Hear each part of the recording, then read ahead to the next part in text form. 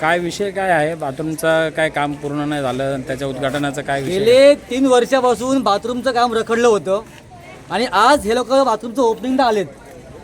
अरे निर्लज्जांनो, बाथरूम झालं पण नाही, तुमचं काम पूर्ण आठवड्याचं काम आहे, तुम्ही ओपनिंग करताय.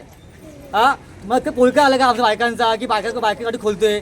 असं काय नाही आहे. तुम्ही पहिले काम पूर्ण करा. आमचा विकासला विरोध नाही आहे, तुम्ही पहिले काम पूर्ण करा, तुम्ही ओपनिंग करा. आमचा हा विरोध आहे बस. ओपनिंग करायला कोण आलो? आता इथं होते, अजून आता येणार होते. ते आता म्हणते की कधी स्थानिक नगरसेवा विमलताई काकी गोहिल आमच्या काकी, त्यांना आज पोळका आले की तुमच्या महिन्यासाठी आहे बाथरूम ओपन करते. अगं काकी 3 वर्ष तू कुठे होतीस? तेव्हा हे आमच्या बायका 3 वाजता रात्रीच्या बाथरूम एकटे राहायच्या. इथं आहे बायकांना काही त्रास काढला आहे. तेव्हा तू कुठे होतीस? फाईल तू आणली म्हणतेस ना, मग तेव्हा तुम्ही कुठे होत्या? फाईल तेव्हा आणलात तेव्हा? माझं म्हणणं काय आहे, एवढा बायकांचं तुम्ही ओपन केलं, जेच लोकांनी कुठे जायचं आणि तुम्ही बसवली तर वरती टाकी बसवली 1000 लिटरची, ती एका महिन्यासाठी. अरे उद्या 2000 ती टाकी काय झालं, लोकांची तुटली भेटली, वस्ती परत आहे. ते पाणी ती बंद घरामध्ये झालं. असतात पाणी जर लोकांच्या. बंद झालं मग परत ते बायकांचं तशीच हलवून घरातून डबे उचलून आणायचे. आज तुम्ही फक्त सुविधा दिली, आता नळ चालू करायचं पाणी येईल. हा हे चुकीचं आहे ना. जाऊ द्या. ह्याच्यासाठी तर ह्या लोकांनी डायरेक्ट तुम्ही ओपनिंग करता. अरे ओपनिंग मध्ये कशी ओपनिंग कशाला करता? अरे पहिलं पूर्ण तर करा. तुम्ही अर्धवट मध्ये सर्व कामं करतून तुम्ही निधी नाही आणत. तुम्ही निधी नाही आणत बोलता. निधी नाही आणली तुम्ही. शास्त्रनगरमध्ये मच्छी मार्केट तुम्ही 1-2 महिन्यात बनवून टाकला तिकडे निधीमध्ये.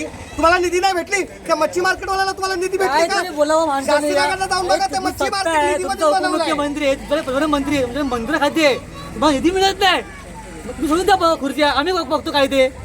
तुम्ही बोलता आमच्या खिशातले पैसे टाकले, खिशातले पैसे. अरे खिशातले पैसे टाकले मग पहिलंच काय केलं तुम्ही? तुमच्या निधी 3 वर्ष का गरीबाला तुम्ही घरात बसून ठेवला का? ते बिचारे बायका तिकडे जातात, तिकडे भांडणं होतात बायकांमध्ये.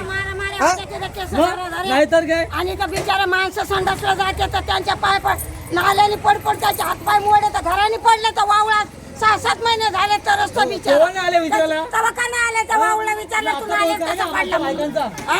तुम्ही तोंड पाहून काम करताय, माणसं बघून सनी तुम्ही पाहूत्या वाटताय. आणि आता तुमचं मतदान आलं म्हणून तुम्ही ओपनिंग करायला लागला फक्त लेडीजचा बाथरूम. गडी माणसांनी कुठे जायचं? गडी माणसाला इज्जत नाहीये.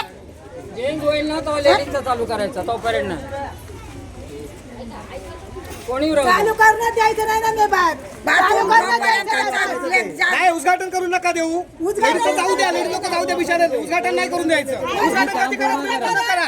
वरचं काम चालू करा तर उद्घाटन करा. बस एवढंच आमचं मत आहे. जाऊ द्या. काम करा तुम्ही. हो वरचं चालू करा मग उद्घाटन करा. बस एवढंच कसं आहे ना, नागरिकांचा आहे ना प्रश्न, आया बहिणींचा हा जिव्हाळ्याचा प्रश्न आहे. आम्ही 3 वर्षापासून हे बघतोय की हे काम चाललंय, हे काम होतच नाहीये आणि त्याचे दुष्परिणाम एरियावर हा नागरिकांवर पडतोय. कारण की नागरिकांना बसायला जागा आणि संडासामध्ये सकाळी 6-5 वाजले का सगळा संडास जाम असतो. वरून साईनाथनगरवरनं खाली उतरतात, पूर्ण भीमनगरपर्यंत सगळा जाम असतो आणि आजूबाजू लोकांना आरोग्यावर एवढा जास्त परिणाम झाला आहे. गॅलेक्सो कंपनीमध्ये लोक उघड्यावर बसायला लागले, मुलं बाया. आता एमर्जन्सीमध्ये माणूस जाईल तर पुढं जाईल, तो घर राहतो 1 किलोमीटर अंतरावर त्याला संडास भेटलेला आहे. 3 वर्ष झाले तरी कामं पूर्ण होत नाही आणि इलेक्शन लागले त्या लोकांना लगेच त्यांचं ओपनिंग त्यांना सुचतं किंवा लोकांना काहीतरी वेगळा प्रचार ते करतात की आम्ही काहीतरी चांगलं कामं केलं. तुम्ही करा, विकासाला आम्हाला विरोध नाही आहे, चांगलं करा. पण कुठल्या माया बहिणी रात्रीला 3-4 वाजल्याच्या घरामध्ये संडास नाही आहे, ज्या लहान मुलं बाळं आहेत हे मैदानात जातात आणि ते आरोग्यावर त्याचा परिणाम होतोय. माशा घरामध्ये जेवताना घरामध्ये माशा येतात, त्याचा वास येतो, त्याचा दुर्गंधी येते.